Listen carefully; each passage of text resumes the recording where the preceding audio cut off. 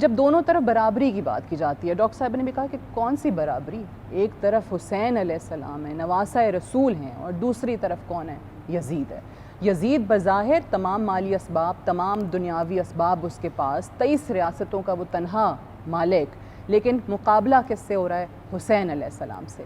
اس کو ذرا آگے لے کر چلیے گا۔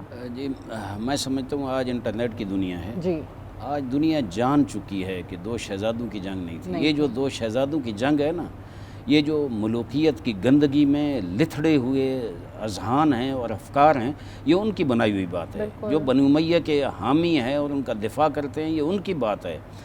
ورنہ تو امام حسین علیہ السلام نے، نواسہ رسول نے اتنا بڑا پیغام دیا، یہ نہیں کہ کربلا میں شہادت کے آخری لحظات تک جو پیغام دیتے رہے، اس میں بتاتے رہے کہ میں دین کے لیے سب کچھ قربان کر رہا ہوں۔ جس وقت مدینے سے نکلے تھے تو جو وصیت نامی لکھی تھی، وصیت نامہ لکھا تھا اپنے بھائی محمد ابن حنفیہ کو، اس میں واضح طور پر لکھ رہے ہیں، ان کے ذہن میں تھا کہ بعد میں آئے گا ایک وقت کہ میرے دشمن، میرے مشن کے دشمن جو ہے وہ یہ کہیں گے کہ یہ دو شہزادوں کی جنگ تھی، یہ اقتدار کی جنگ تھی۔ اور اس میں انہوں نے لکھا انی لم اخرج اشرا ولا بطرا ولا مفسدا ولا ظالما بل خرجت لطلب الاصلاح فی امت جدی محمد المصطفیٰ وارید ان آمر بالمعروف وانہی عن المنکر واسیر بسیرت جدی محمد المصطفیٰ و ابی علی۔ بہت واضح ہے۔ اب وہ فرماتے ہیں میں کوئی ظالم بن کے، کوئی اقتدار کے لیے، کوئی شر پھیلانے کے لیے، کوئی فساد پھیلانے کے لیے نہیں نکل رہا، بلکہ میں نے ابتدا میں کہا ہے کہ انحرافات جو پیدا ہو گئے تھے ان کو ختم کرنے کے لیے، امت کی اصلاح کے لیے نکل رہا ہوں۔ امت کا رستہ جو ہے کج ہو گیا ہے، جو رسول نے 23 سال محنت کی تھی وہ کجی کی طرف جا رہی ہے، لذا میں امت کی اصلاح کے لیے نکل رہا ہوں۔ وہ چاہتا کیا ہوں؟ ارید ان آمر بالمعروف وانہی عن المنکر، میں امر بالمعروف اور نہی عن المنکر کرنا چاہتا ہوں۔ یہاں کہاں ہے شہزادوں کی جنگ؟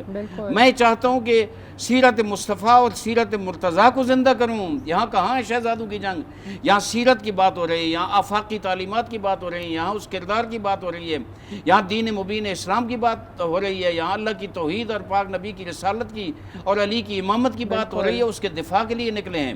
اور پھر جس وقت میدان کربلا میں آئے، آپ اگر امام کے وہ جو روش تھی، جو انداز تھا، ہر جگہ جو امام نے خطبہ ارشاد فرمائے آپ وہ پڑھتے جائیں تو پتہ چلے گا کہ کہاں ہے شہزادوں کی جنگ۔ کیا وہ آدمی جو شارب الخمر ہے، جو امام نے تعارف کرایا، مولن بالفسق ہے، قاتل النفس المحترمہ ہے، وہ جو نواسہ رسول جس کے بارے میں حضور فرماتے ہیں ان الحسین مصباح الہدی و سفینۃ النجات، کیا یہ برابر ہو سکتے ہیں؟ پھر جس وقت سب یار و انصار لگاتار حسین لاشیں اٹھاتے رہے اور ہر لحظہ کوئی نہ کوئی جملہ اپنے مقصد کے حوالے سے فرماتے رہے۔ ایک وہ شاعر کا کیا خوبصورت ہے، ان لم یستقم دین محمد الا بقتلی فیا سیوف خذینی۔ مولا حسین کی زبان اقدس سے یہ جملے کہہ رہے ہیں کہ اگر دین مصطفیٰ میرے قتل کے بغیر نہیں بچتا۔ جو اقتدار کے لیے جاتے ہیں وہ اپنے قتل کو پیش نہیں کرتے، اپنے آپ کو قتل کے لیے اور موت کے لیے۔ میں چاہتا ہوں کہ اگر دین مصطفیٰ قائم نہ رہے تو میں اس کو قائم کرنے کے لیے اپنے قتل، اپنے جسم کے ٹکڑے کرانے کے لیے تیار ہوں۔ آؤ تلواروں مجھ پہ ٹوٹ پڑو۔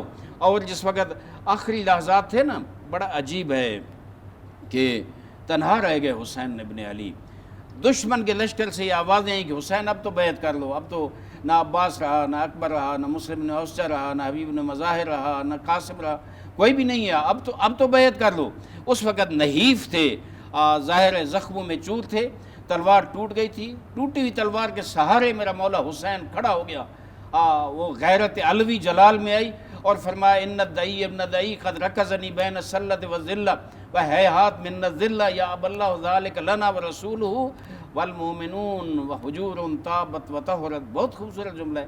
کہا اس ناپاک نے مجھے دو چیزوں کے درمیان مجبور کر دیا ہے، کہ یا یہ ہے کہ میں اپنی گردن کٹا دوں، یا یہ ہے کہ ذلت برداشت کر کے اس کے سامنے بیعت کر لوں اس کے ہاتھ پہ۔ فرمایا ہے ہاتھ من الذلہ۔ آج دنیا کے حریت پسند، دنیا کے استقلال طلب، دنیا کے ظلم و جور اور جبر کے مقابلے میں جو بھی کھڑے ہوتے ہیں ان کی زبان پہ یہ نعرہ حسین ہوتا ہے ہاتھ من الذلہ۔ ذلت ہم سے دور ہے، ہم ظالم کے سامنے جھک نہیں سکتے۔ آج کے دور میں بڑا مارکا بپا ہے اور حسینی اسی طرح ڈٹ کے کھڑے ہیں۔ وہ کہتے ہیں ہم نہیں جھکیں گے، موت قبول کر لیں گے لیکن جھکیں گے نہیں۔ حسین نے یہ درس دیا آزادی پسندوں کو، حریت پسندوں کو، اپنی استقلال اور آزادی کے لیے جد و جہد کرنے والوں کے لیے، کہ ظالم کے ہاتھ میں ہاتھ نہیں دینا، گردن کٹا دینی ہے لیکن جھکنا نہیں ہے۔ حسین نے فرمایا کیوں میں گردن کٹا دوں گا لیکن بیعت نہیں کروں گا؟ یا اب اللہ ذالک لنا، اللہ ہمارے لیے پسند نہیں کرتی کہ میں اس جیسے فاسق فاجر کے ہاتھ میں بیعت کروں۔ جوش ملی آبادی جب امام حسین کا سر کٹ کے نو کے سنا پہ سوار ہوا نا، بہت خوبصورت جملہ کہتا ہے پاک مصطفیٰ کو خطاب کر کے، اے محمد یہ انی پہ سر نہیں تیری انا کا تاج ہے، یہ انی پہ سر نہیں تیری انا کا تاج ہے، کربلا تیرے نظام فکر کی معراج ہے۔ نظام فکر مصطفیٰ کو زندہ کرنے کے لیے۔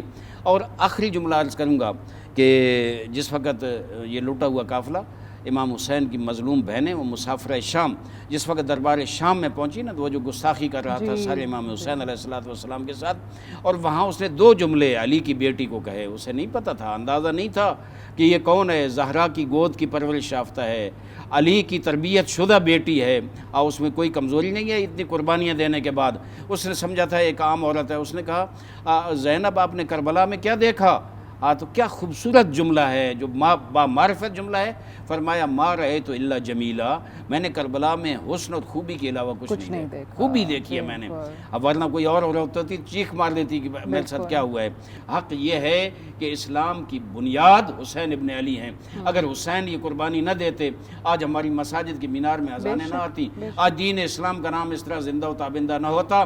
اس دور میں بھی حسین نے یہ قربانی دی، آج کے ظلم و جبر کے مقابلے میں بھی اولاد حسین اور حسین کے پیروکار یہ قربانی دے کر دین اسلام کو زندہ ہوتا۔ نے بھی بہت اچھا جو ہے وہ عاشور کو بیان کر دیا، لیکن عاشور کے ساتھ ساتھ اگر ہم دیکھیں کہ عاشور میں خواتین کا کیا کردار تھا، جب کہ میں نے آپ کو پہلے بھی بتایا کہ منتخب کیے گئے تھے کچھ لوگ حسین کے قافلے میں، جن لوگوں نے آنا تھا، جنہوں نے قیام کرنا تھا اور جن 72 نے جنگ کرنی تھی، ان کو منتخب کیا گیا تھا خدا کی طرف سے۔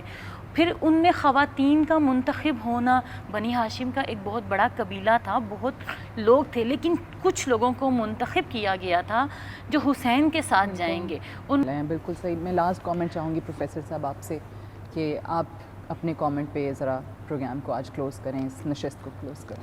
بسم اللہ الرحمن الرحیم۔ کہ جیسے کہ یہ پروگرام اس ہستی کے بارے میں جنہیں حسین کہتے ہیں، بے شک، جنہوں نے کربلا میں مقتل ہی نہیں مکتب کو بھی زندہ کیا، اور اس مکتب کو حضرت زینب سلام اللہ علیہ نے، اگر ہم دیکھتے ہیں تو حضرت زہرا سلام اللہ علیہ نے جس طرح حضرت زینب سلام اللہ علیہ اور امام حسین علیہ السلام کو اس معاشرے کو اور اس دنیا کو تربیت یافتہ کر کے دیا، اسی طرح مولا غازی عباس علمبردار علیہ السلام بھی ہے وہ ہے۔ حضرت زینب سلام اللہ علیہ کا کردار میں تمام خواتین سے مخاطب ہوں کہ اپنے کردار کو اور اپنی اولاد کی تربیت کو، ماں کی گود ہوتی ہے وہ یونیورسٹی ہوتی ہے، اور جس طرح حضرت زہرا سلام اللہ علیہ نے اس یونیورسٹی سے امامت کو اور حضرت زینب سلام اللہ علیہ کو پروردہ کیا، اور اسی طرح کربلا یہ درس دیتی ہے انسانیت کا۔ امام حسین علیہ السلام صرف شیعہ کے ہی نہیں ہیں اور صرف سنی کے ہی نہیں ہیں، بلکہ پوری انسانیت کے ہیں۔ اور امام حسین علیہ السلام نے وہاں پر جہاں پہ دین کو بچایا، وہاں پہ انسانیت کو بھی بچایا، اور اس انسانیت اور اس دین کو جو زندہ رکھنے کے لیے جو اس کے اندر روح پھونکی، وہ حضرت زینب سلام اللہ علیہ تھیں، کہ جنہوں نے اس کے اندر روح پھونکی۔ اور آج اس وجہ سے کر کے ہمیں ان ایام میں ہماری خواتین کو اور ہماری ماؤں اور بہنوں کو حضرت زینب سلام اللہ علیہ کے کردار کو اپنانا ہے، حضرت زہرا سلام اللہ علیہ کے کردار کو اپنانا ہے، اور اسی طریقے سے ہم نے امام زمانہ علیہ السلام تک ان کے لیے سپاہ کو تیار کرنے کے لیے ہم نے اس سیرت کو اپنانا ہے کہ جب امام علیہ السلام آئیں تو یہ خواتین اپنے کردار سے حضرت زینب علیہ السلام کا کردار پیش کریں۔ تو یہ آج کے ہم نے کربلا سے اور آج کے ایام سے ہم سب نے یہ عہد کرنا ہے کہ ہم نے امام زمانہ علیہ السلام کا استقبال اس حال میں کرنا ہے کہ ہم کربلائی بن کر بے شک بے شک۔ پروفیسر ڈاکٹر مختار اعوان صاحب بے حد شکریہ، خانم قندیل کاظمی صاحب آپ کا بھی شکریہ، ڈاکٹر سیدہ ضیاء بطول صاحب آپ کا بھی، اور علامہ عارف حسین واحدی صاحب بھی ہمارے ساتھ موجود رہے، آپ سب کا بے حد شکریہ۔ کربلا ملک نہیں، قوم نہیں، شہر نہیں، کربلا چشمہ عرفاں ہے، فقط نہر نہیں، کربلا جبر نہیں، ظلم نہیں قہر نہیں، کربلا فرقہ پرستی کی کوئی لہر نہیں، کربلا دہر میں ہر دین کا سرتاج ہوئی، عرش والوں کو اسی فرش پہ معراج ہوئی، اس بلندی سے ہے تاریخ امنگ بھی باقی، ذکر باقی ہے تو ہر دیدہ نم بھی باقی، شہداء آج بھی باقی ہیں، علم بھی باقی ہے، محمد کی جوانی کا حشم بھی باقی، دامن فکر میں گو بغض علی بنتے ہیں، لوگ پھر بھی علی اکبر کی اذاں سنتے ہیں، کلمہ گوئی تو ہے فرض مسلمان کے لیے، شرط تقویٰ کی مگر سخت ہے انسان کے لیے، لاکھوں آتے ہیں ایمان سپر جان کے لیے، جان لاکھوں میں کوئی دیتا ہے ایمان کے لیے، سونے چاندی سے تو قرآن سبھی نے لکھا، خون سے کلمہ حق سبت نبی نے لکھا۔